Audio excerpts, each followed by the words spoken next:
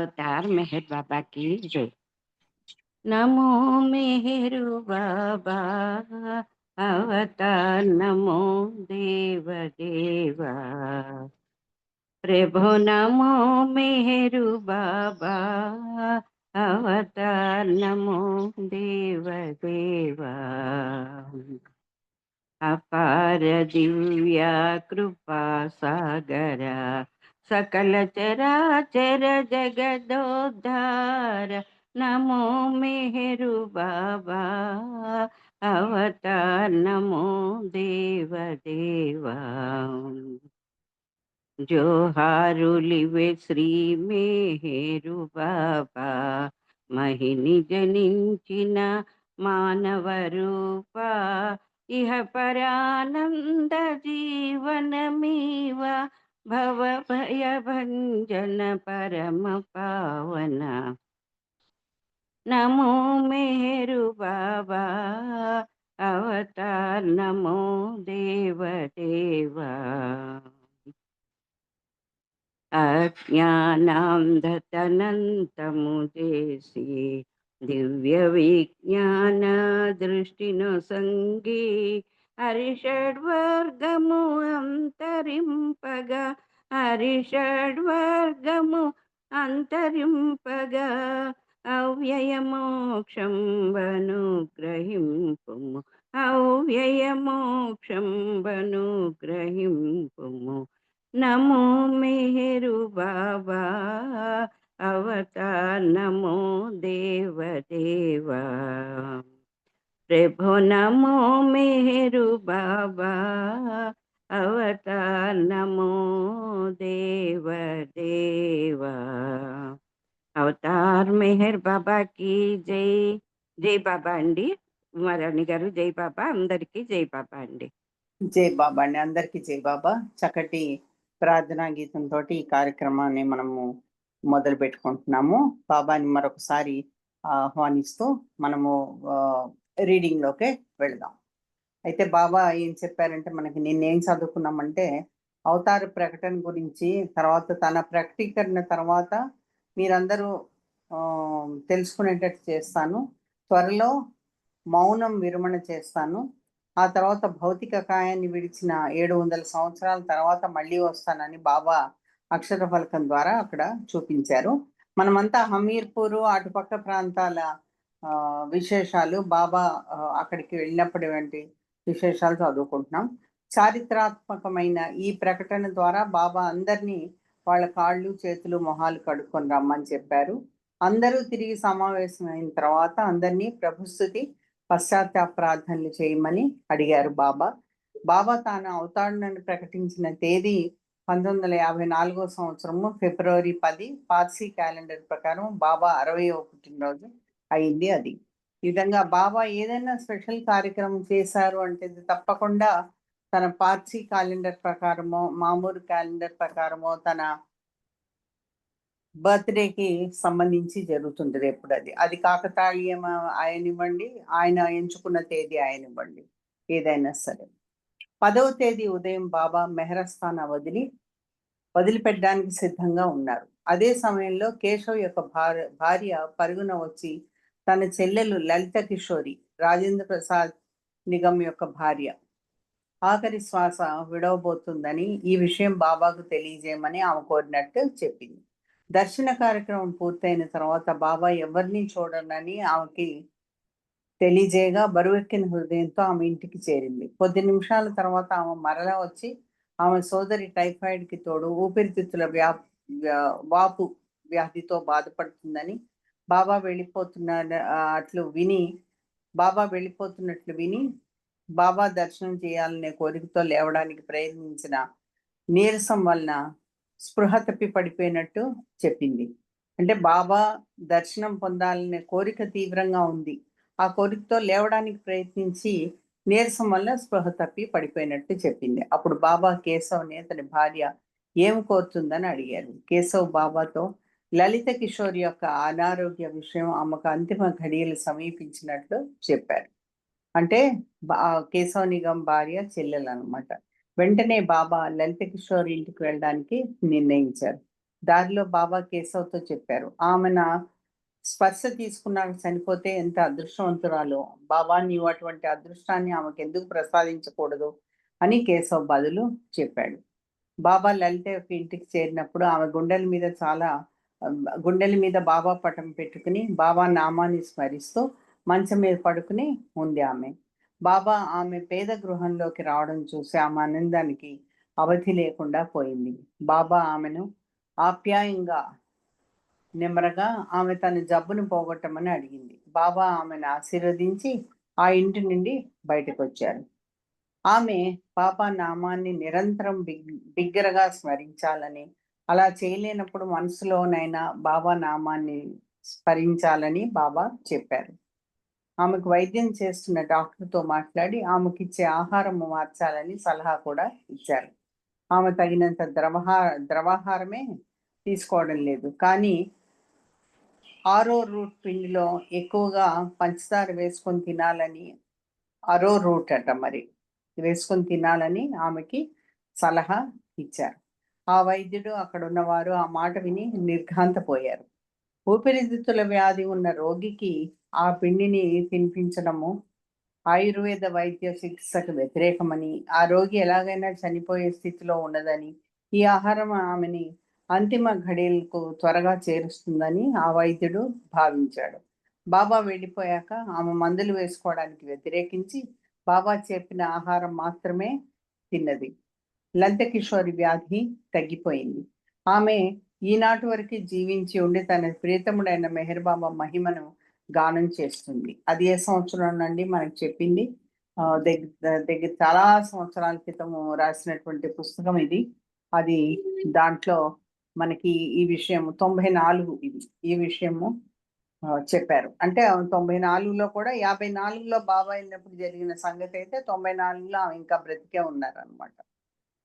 ఆ సంవత్సరంలోనే సెప్టెంబర్ 29వ తేదీన బాబా మెహరాబాద్‌లో ఒక సమావేశాన్ని ఏర్పాటు చేశారు. దానికి సుమారు 1000 మంది బాబా ప్రేమికులు తూర్పు, పశ్చిమ దేశాల నుండి హాజరు కావాల్సి ఉంది. మహేవా నుండి కూడా బాబా ప్రేమికులు ఆ సమయంలో పాల్గొన్నారు. వారిలో ఆ ఇంటి రక్షకుడైన ముకుంద్ ఒకడు. ముకుంద్ తాను మహేవాలో లేని సమయంలో ఆ ఇంటిని శుభ్రం చేసి ప్రార్థనలు, హారతి ప్రతిరోజు చేయమని తన కుటుంబ సభ్యుల్ని కోరాడు. బాబా ఎల్లప్పుడూ ఆ ఇంట్లో ఉంటారని, నిజాయితీగా ప్రేమించిన వారు ఆ అనుభవాన్ని పొందగలరని అక్కడి నుండి వెళ్లే ముందు ముకుంద్ వారికి చెప్పాడు.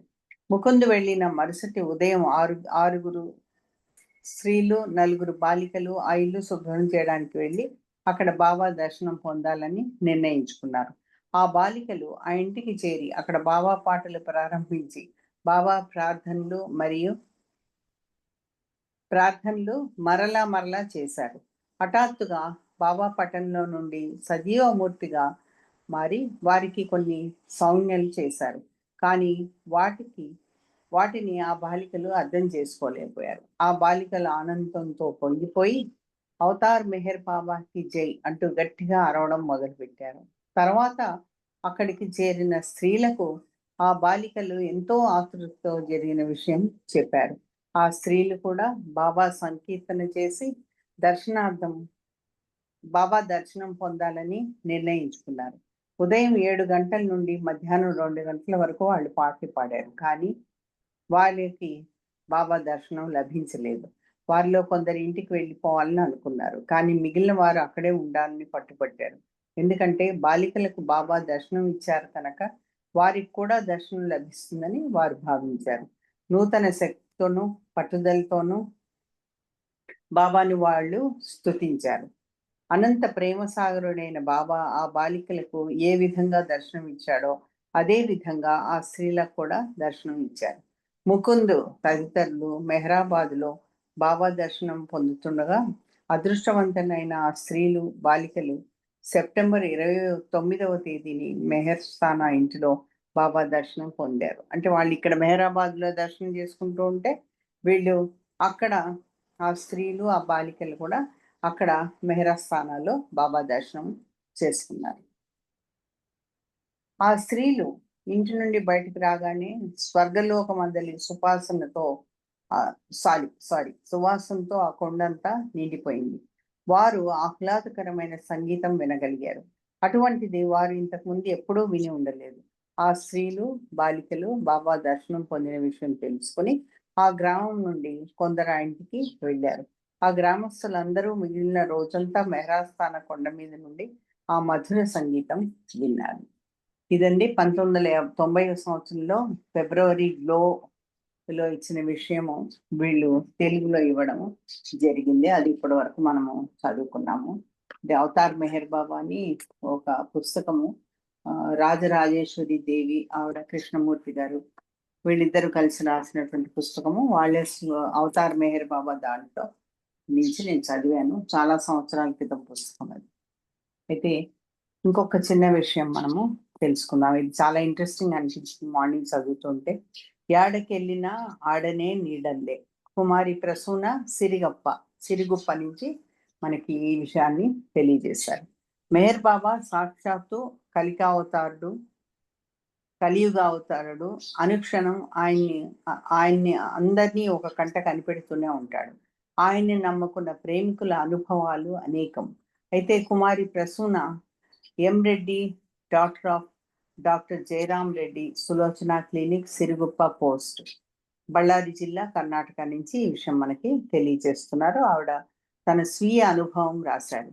మీరు పరిశీలించండి, స్పందించండి అని ఇక్కడ ఇవ్వడం జరిగింది. ఆవిడ రాస్తున్నారు. ప్రసూన మాటల్లో మనం తెలుసుకుందాం. నేను ప్రస్తుతం MBA చేస్తున్నాను, 3వ సెమిస్టర్. మా తాతగారి ఊరు పత్తికొండ, కర్నూలు జిల్లాలో ఉంది. మేము వేసవి సెలవుల్లో అక్కడికి వెళ్ళినప్పుడు మా తాతయ్య చందమామ కథలకు బదులుగా బాబావారి గ్లో ఆంగ్ల పుస్తకంలోని కథలు చెప్పేవాళ్ళు. నాకు అంతగా ఆసక్తి లేకపోయినా మా తాతయ్య మీద ఉన్న వల్లమాలిన ప్రేమతో ఆయన్ని బాధ పెట్టడం ఇష్టం లేక ఆ కథల్ని వింటూ ఉండేదాన్ని, కూర్చుని వినేదాన్ని. మా తాతగారు 1959లో బాబాని దర్శనం చేసుకున్నారు. తర్వాత 62లో మా అమ్మ, మావయ్యని తీసుకెళ్లి దర్శనం చేయించారు. అప్పట్లో బాబా భక్తులను ఆలింగనం చేసుకోవడం చూసి మా అమ్మమ్మ మనసులో ఇదేం వింత అని అనుకుందంట. తనకది నచ్చలేదు. దయామయుడైన బాబాకి తెలియదేమిటి? వెంటనే మా అమ్మమ్మ వంతు రాగానే దగ్గర పడుతుండగా బాబా ఆలింగనం ఆపేసి కేవలం కాళ్ళకి నమస్కరించమన్నారట. వీళ్ళ దర్శనం చేసుకున్న వెంటనే తిరిగి ఆలింగనం మొదలు పెట్టారు. అప్పుడు అర్థమైంది మా అమ్మమ్మకు బాబా సర్వాంతర్యామి అని. నా MBA డిగ్రీలో భాగంగా ప్రాజెక్ట్ వర్కౌట్ చేయాలి. BSc అయినాక ఎంట్రన్స్ రాస్తే బెల్గాంలో సీట్ దొరికింది. జాయిన్ అయ్యి మొదటి సంవత్సరం బాగానే ముగిసింది. ప్రాజెక్ట్ సమయం దగ్గర పడింది. మంచి కంపెనీల్లో అవకాశం దొరికితే బాగుంటుంది, కానీ ఎవరైనా తెలియందే అసలు కాలు కూడా పెట్టనివ్వరు. మా నాన్న డాక్టర్ అయినందువల్ల కంపెనీలేవి ఆయనకి తెలియదు. పైగా ఆ సమయంలో ఆయన కాలు ఫ్రాక్చర్ అయింది, రెస్ట్లో ఉన్నారు. నాకు అన్నయ్యలు లేరు, మేమిద్దరము ఆడపిల్లమే. అక్కయ్య ఇటీవలే మెడిసిన్ పూర్తి చేసింది. తన PG సీటు ప్రయత్నాల్లో తనుంది. ఇక అమ్మ హౌస్ వైఫ్. నాకు నెల రోజులే గడువు ఉంది, ఆ తర్వాత పరీక్షలు. ఇంతలోనే కంపెనీ వెతుక్కోవాలి. మా క్లాస్మేట్స్ కొందరు 2 నెలలు ముందుగానే మొదలు పెట్టారు తమ ప్రయత్నాన్ని. అప్పుడు నాకు చాలా భయం వేసింది.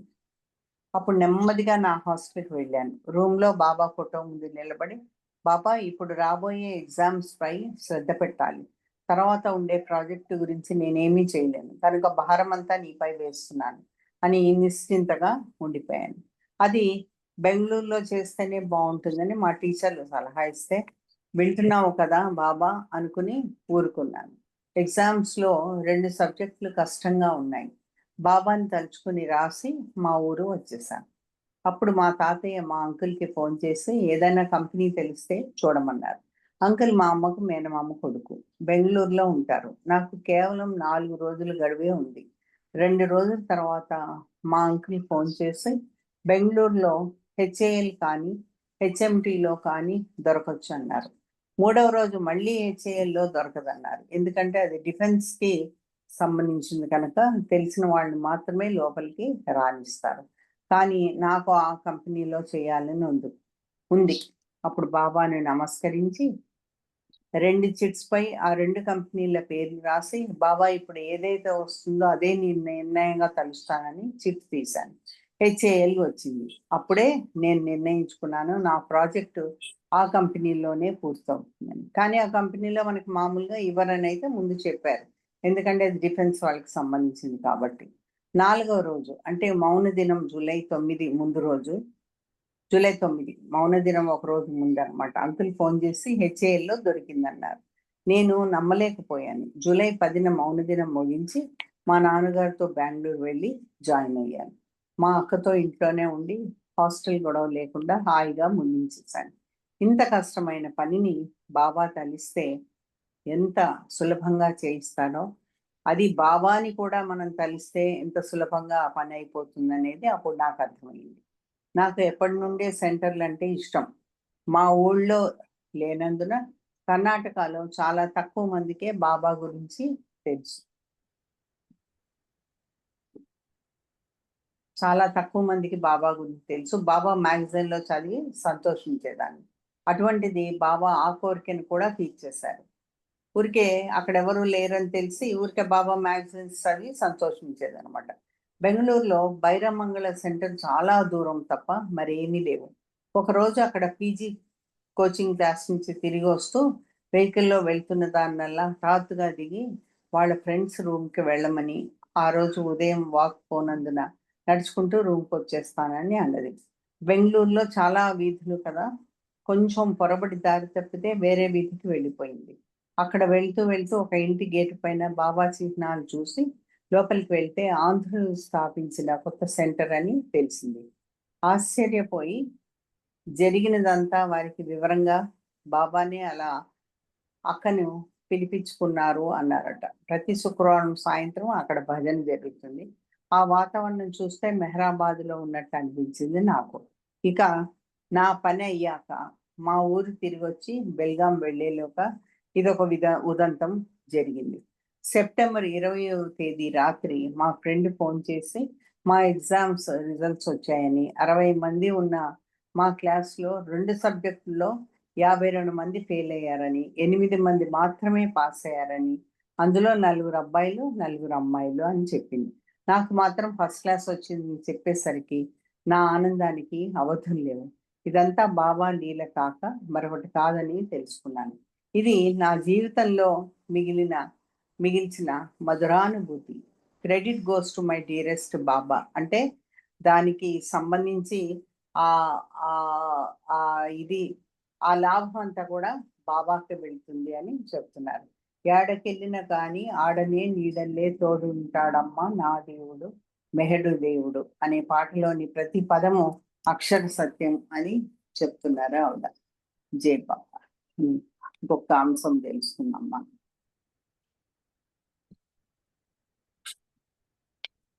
ఒక 1 మినిట్.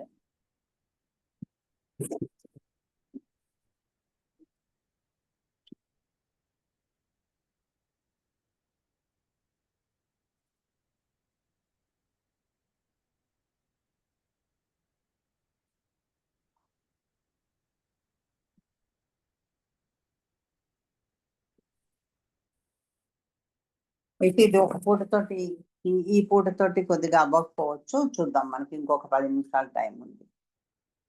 రోషన్ కేరావాలా గురించి మనం తెలుసుకోబోతున్నాము.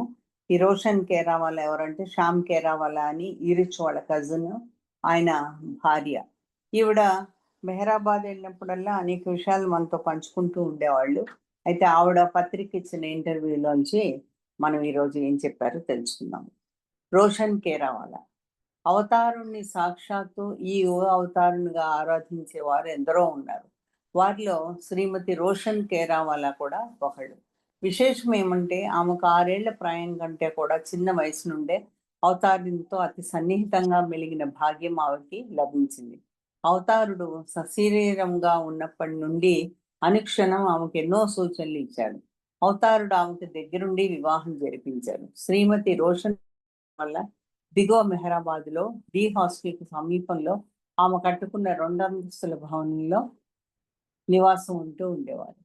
మెహర్ బాబా పత్రిక పాఠకుల కోసం ప్రత్యేకంగా అవతారంతో ఆ అనుభవాల గురించి చెప్పమని కోరినప్పుడు ఈ 2006లో 90 నిమిషాలు ఆమె అనేక విషయాలు చెప్పారు. ఆ విషయాల్ని ఆమె మాటల్లోనే మన ముందు చూస్తున్నట్టుగా ఈ పత్రికా సంపాదకులు మనకి తెలియజేస్తున్నారు. అయితే ఈమెకి ముగ్గురో నలుగురో అక్కచెల్లెళ్ళు అందరూ కూడా ఆ కాళ్ళు క్రిపిల్డ్ అంటారు చూడండి, వంకర కాళ్ళతోటి అలా ఉంటారు.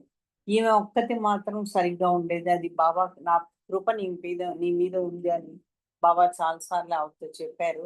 ఈవిడ ఎటువంటి భాగ్యశాలి అంటే బాబాతో పాటు నడుచుకుంటూ ఆ పైన సమాధికి వెళ్ళేటప్పుడు బాబా నువ్వు నడవలేవులే అంత దూరం అని ఆవిడని భుజాల మీద ఎక్కించుకొని తీసుకెళ్ళారండి. అటువంటి ధన్య జీవి ఆవిడ. వీళ్ళ జీవితాలన్నీ కూడా బాబాకే అంకితం అయిపోయి బాబా కోసమే జీవించినటువంటి గొప్ప వ్యక్తులు వీళ్ళు. ఆవిడ ఎన్నో సార్లు చెప్పగా విన్నాము. ఆవిడ అయితే కష్టం మటుకు చాలా పడింది లైఫ్‌లో. బాబా ఎప్పుడు కూడా నీది గాడిద చాకిరీ, నువ్వు గాడిదతో సమానము. నీ నీ ఈ జీవితంలో నువ్వు అంతే అని చెప్పడం కూడా జరిగింది. ఇప్పుడు వాళ్ళ ఇద్దరు అమ్మాయిల్లో ఒక అమ్మాయి జబ్బుతోటి కొంతకాలం క్రితం మరణించారు. ఇంకొక అమ్మాయి ట్రస్టీ. ఇక్కడ ఆవిడ డాలీ అని ఆవిడ పేరు డాలీ. ట్రస్టీలో ఉన్నారు ఆవిడ. సాధారణంగా చాలా సింపుల్‌గా వచ్చి ఆ లైన్‌లో ఉండి దర్శనం చేసుకొని వెళ్తారు ఆవిడ. ఆవిడ ఒక ట్రస్టీ అని మనకి ఈరోజు ప్రసాద్ రాజ్ గారిని, గోపిని, రాజేందర్ మెహర్‌ని, తర్వాత ఆ రాఖీ శర్మ అని చెప్పుకుంటాం గానీ, ఈవిడ మటుకు చాలా సైలెంట్ వర్కర్ వీళ్ళ అమ్మాయి. ఈసారి ఎప్పుడైనా అవకాశం వచ్చినప్పుడు ఆమె ఎక్కడైనా కనబడితే జై బాబా చెప్పి ఆవిడని పలకరించండి అందరూ. జై బాబా. మా నాన్నగారు హర్మశ్రీ నవరోజీ సాహతా తొలిసారిగా 1923లో మెహర్ బాబాను మెహరాబాద్‌లో చూశారు. మా నాన్నగారితో పాటు మరో ఇద్దరు మా బంధువులు కూడా మెహర్ బాబాను ఆ రోజు దర్శించుకున్నారు. ఎవరో పార్సీ సాధువు అరంగాం గ్రామానికి కొత్తగా వచ్చారని చెప్తే అదేదో తెలుసుకుందామని, ఆయన చూసొద్దామని మా నాన్న, మా బంధువులు మరో ఇద్దరు మెహర్ బాబాను దర్శించుకున్నారు. ఆనాడు మెహరాబాద్ ఇప్పట్లాగా లేదు. చుట్టూతా అంతా పత్తి పొలాలు, మట్టి రోడ్లు. అప్పటికి మెహర్ బాబా మౌనం చేపట్టలేదు, మాట్లాడుతున్నారు. మా నాన్న బాబాకు తనని పరిచయం చేసుకుంటూ మేము 5 సోదరులం, 4 అక్కచెల్లెళ్ళం అని చెప్పారు. దాంతో బాబా వెంటనే ఈ రోజు నుండి మీరు 5 సోదరులు కాదు 6 అని తనతో కలుపుకొని అనే అర్థం స్ఫురించేలా మా నాన్నతో అన్నారు బాబా. ఆ తర్వాత మెహర్ బాబా అహ్మద్‌నగర్‌లోని మా ఇంటికి వచ్చారు. మాది ఉమ్మడి కుటుంబం. చాలా పెద్ద ఫ్యామిలీ. నిత్యం బంధువులతో మా ఇల్లు చాలా సందడిగా ఉండేది. మా ఇల్లు అక్బర్ ప్రెస్ అహ్మద్‌నగర్‌లో చాలా విశాలమైన ప్రాంగణంలో ఉండేది. ఇంటి చుట్టూతా పెద్ద చెట్లు, మొక్కలతో నిండి ఉండేది. అలాంటి మా ఇంటికి తొలిసారిగా మెహర్ బాబా తెల్లని సాద్రా ధరించి వస్తుంటే దూరం నుంచే బాబాను చూసిన మా తాతగారు అవాక్కై తాను ఆరాధించే జొరాస్ట్రర్ మన ఇంటికి వస్తున్నాడని తన కళ్ళను తనే నమ్మలేకపోయాడు. మా తాతగారిని ఆలింగనం చేసుకున్న అవతారాన్ని సాక్షాత్తు మా కులదైవం జొరాస్ట్రర్‌ని దర్శించుకున్న అనుభూతి కలిగింది. ఆ రోజు నుండి మా ఇంట్లో వాళ్ళందరం మెహర్ బాబాని సాక్షాత్తు ఈ యుగ అవతారంగా ఆరాధిస్తున్నాం. ఇదిలా ఉంటే తొలిసారిగా మా ఇంటికొచ్చిన బాబా నేను 10 కిలోమీటర్ల దూరం నుండి నడుచుకుంటూ వచ్చాను. బాగా ఆకలిగా ఉంది. ఏమైనా పెట్టండి అంటూ అంత పెద్ద ఇంట్లో ఆయన అంత క్రితం మా ఇంటిని చూడకుండా అన్నీ తెలిసిన వాళ్ళ నేరుగా మా వంటగది వైపు నడిచారు. ఆ రోజుల్లో డైనింగ్ టేబుల్స్ లాంటివేవీ లేవు. కింద కూర్చుని భోజనాలు చేసేవాళ్ళం. బాబాకు కూడా ఆ మాదిరిగానే భోజనం ఏర్పాటు చేశాం. ఆ తర్వాత బాబాని మేము తరచూ దర్శించుకునేవాళ్ళం. మెహర్ బాబా కూడా మా ఇంటికి పలుమార్లు వచ్చారు. మా ఇంట్లోని విశాలమైన ఖాళీ జాగాలో పిక్నిక్ లాగా బాబాతో అందరం కలిసి మెలిగేవాళ్ళం. మెహర్ బాబాకు ప్రియ శిష్యుడైన ఇరిజ్ జైసవాలా మా అన్నగారి అక్కయ్య కొడుకు. మా మేనమామ, మేనత్తల కొడుకన్నమాట. అలాగే నా పేరు నా భర్త పేరు శ్యామ్ కెరావల. ఆయన కూడా మా నాన్నగారి మరో సోదరి కుమారుడు. మా వివాహం కూడా అవతార్ మెహర్ బాబానే స్వయంగా నిర్ణయించి జరిపించారు. మా పెళ్లికై బాబా ఇంటికి సుమారు 8 రోజుల ముందే వచ్చారు. మా అమ్మా నాన్నలకు మేము ముగ్గురం ఆడపిల్లలం, ఒక మగ పిల్లవాడు.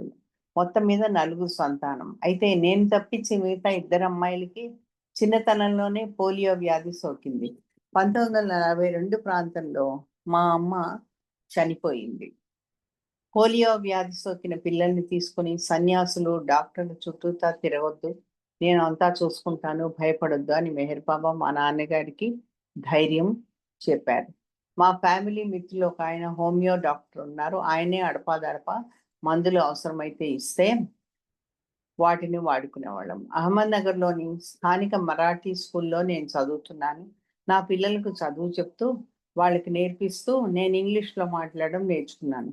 అయితేనేమి ఆమె ఎంత చక్కగా ఇంగ్లీష్ మాట్లాడుతుందో ఆమెతో పరిచయం ఉన్న వాళ్ళందరికీ తెలుసు అని ఇక్కడ బ్రాకెట్‌లో కూడా ఇచ్చారు. నిజంగానే అంత చక్కగా ఇంగ్లీష్ మాట్లాడేవాళ్ళు ఆవిడ. అసలు ఇంగ్లీష్ ఈవిడకి మొదట్లో రాదు అంటే మనకి నమ్మకం కుదిరేది కాదు. అంత చక్కగా మాట్లాడేవాళ్ళు ఇంగ్లీషు. అంత చక్కగా అన్ని విషయాలు బాబావి అందరితో ఆ ఎంపీసీలో శుక్రవారం నాడు పొద్దున్నే మనతో అన్ని విషయాలు ఆవిడ పంచుకునేవాళ్ళు. మిగతాది మనం రేపు చదువుకోవడానికి ప్రయత్నిద్దాం. అవతార్ మెహర్ బాబాకి జై. దినేష్ హారతి ఇవ్వమ్మ బాబాకి.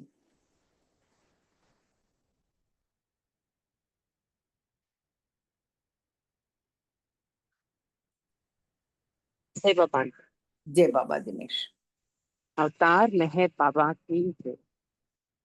देवादिदेवा प्रेम स्वभावा प्रेमो मेहर बाबा प्रियतमा मन सुहारती रे प्रियतमा मन सुहारती रे देवादिदेवा प्रेम स्वभावा प्रेभो मेहर बाबा प्रियतमा मन सुहारती दे प्रियतमा मन सुहारती दे ప్రేమ జ్యోతి మా హృది వెలిగించు కామ క్రోధముల మది తొలగించు ప్రేమ జ్యోతి మా హృది వెలిగించు కామ క్రోధముల మది తొలగించు దామను వీడక నిను ప్రేమించు ధామను వీడక నిను ప్రేమించు మము కరుణించవయా ప్రియతమా మనసు హారతిదే ప్రియతమా మనసు హారతిదే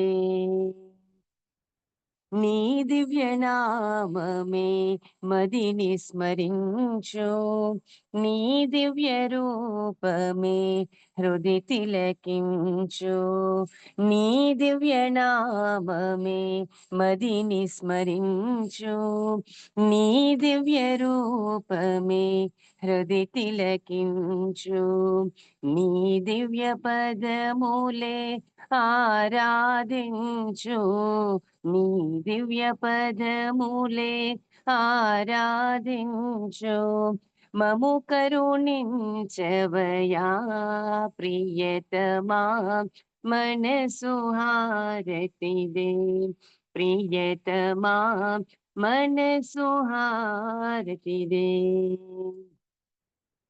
అహంకారము హారతి కాగా ఇహ మే పరమై ప్రకాశించగా అహంకారము హారతి కాగా ఇహ మే పరమై ప్రకాశించగా పాహి శరణు సయోజ్యము పొందగా పాహి శరణు సయోజ్యము పొందగా మము కరుణించవయా ప్రియతమా మనసు హారతిదే ప్రియతమా మనసు హారతిదే దేవాదిదేవా ప్రేమ స్వభావ ప్రేభో మెహర్ బాబా ప్రియతమా मनसु हारति दे प्रियतमा मनसु हारति दे प्रियतमा मनसु हारति दे। अवतार मेहर बाबा की जय। जय बाबा आंटी, థ్యాంక్ యూ అందరికీ జై బాబా। జై బాబా దినేష్. నాకు వచ్చిన ఇన్ఫర్మేషన్ ప్రకారం నువ్వు ఆఫీస్లో ఉంటావని తెలిసింది, అందుకే నీకు ఇవ్వాలనిపించింది. జై బాబా. అవతార్ మెహర్ బాబాకి జై. ఈ రకంగా ఈ కార్యక్రమాన్ని ఈరోజు మనము బాబా సహకారంతో ముగించుకోగలిగాము. మళ్ళీ రేపు ఇదే టైంకి అందరం కలుసుకుందాము. అవతార్ మెహర్ బాబాకి జై. అందరికీ జై బాబా.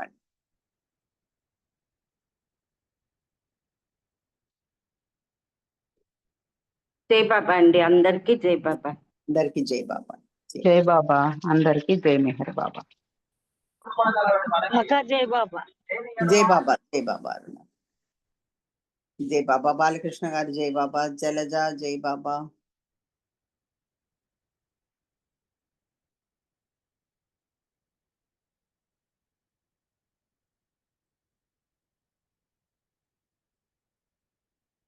జల్జా లెఫ్ట్ అవ్వండి. జై బాబా.